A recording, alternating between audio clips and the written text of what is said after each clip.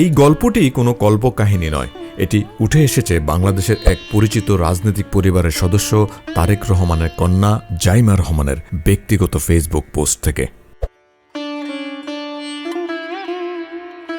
জেবুকে ঘিরে মানুষের এত কৌতূহল দেখে তিনি নিজেই লিখেছেন, তিনি যেমন অবাক হয়েছেন তেমনি মজাও পেয়েছেন, কারণ তার ভাষায় ও যদি বিষয়টা বুঝতে পারত। জাইমা রহমান লিখেছেন, একটি প্রাণীকে লালন পালন করা মানে শুধু আদর বা শখ নয়, এর মানে হলো একটি সম্পূর্ণ জীবনের দায়িত্ব নেয়া। কারণ প্রাণীও জীব, তারা অনুভব করে, ভালোবাসে, কষ্ট পায়, তারাও আল্লাহর সৃষ্টি। তিনি জানান, জেবুকে যখন প্রথম ছোট্ট বিড়ালছানা হিসাবে বাসায় এনেছিলেন, তখন তিনি নিজেও ভাবেননি এই ছোট্ট প্রাণীটি একদিন তাদের পরিবারের এত গুরুত্বপূর্ণ সদস্য হয়ে উঠবে। তার ফেসবুক লেখায় উঠে এসেছে এক অসাধারণ দৃশ্য।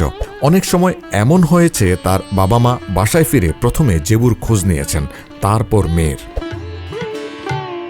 জাইমা রহমান লিখেছেন, তার মা যখন বাগান করতেন বা পাড়ায় হাঁটতে বের হতেন, জেবু লাফিয়ে লাফিয়ে তার চারপাশে ঘুরত, ঠিক যেন ছায়ার মতো সঙ্গী। আর সন্ধ্যায় তার বাবার অনলাইন মিটিং শেষ না হওয়া পর্যন্ত জেবু গুটিসুটি মেরে কুলে বসে থাকত, মাথায় হাত বুলানোর আদর উপভোগ করত। একটি নিঃশব্দ কিন্তু গভীর মানবিক সম্পর্ক। নিজের অভিজ্ঞতা বলতে গিয়ে জাইমা রহমান লেখেন, জেবু যেন সবসময় তার মনের অবস্থা বুঝে ফেলত। তিনি চুপ থাকলে জেবু চুপচাপ পাশে বসে থাকত, তার ছোট্ট পা আর কোমল ছোঁয়া দিয়ে যেভাবে পারত সেভাবেই সঙ্গ দিত।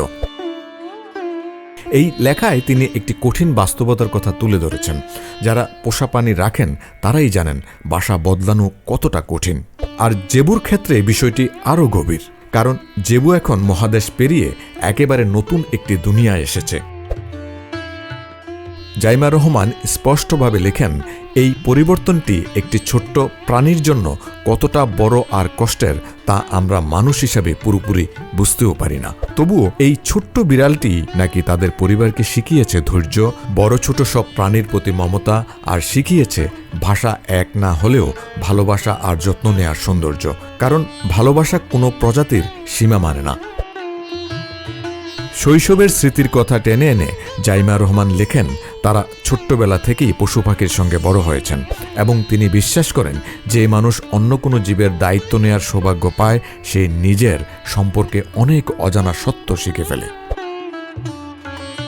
এই লেখার শেষ ভাগে রয়েছে জেবু সম্পর্কে একটি মজার কিন্তু তাৎপর্যপূর্ণ তথ্য।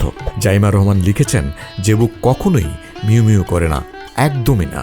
আলমারিতে আটকে গেলেও না, বরং খুশি বা অবাক হলে পাখির মতো নরম করে ডাক দেয়।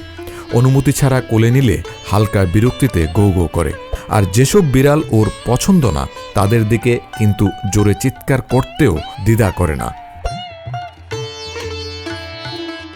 এই পুরো লেখাটি আসলে একটি বিড়ালের গল্প নয়, এটি একটি পরিবারের গল্প, মানুষ ও প্রাণীর নিঃশব্দ সহাবস্থানের গল্প। এবং এই গল্পটি এসেছে তারেক রহমানের কন্যা জাইমা রহমানের নিজের ভাষায় তার ফেসবুক পোস্ট থেকে। বন্ধুরা, তারেক রহমানের কন্যা জাইমা রহমানের জেবুর গল্পটি কেমন লাগলো আমাদের কমেন্টসে জানাবেন।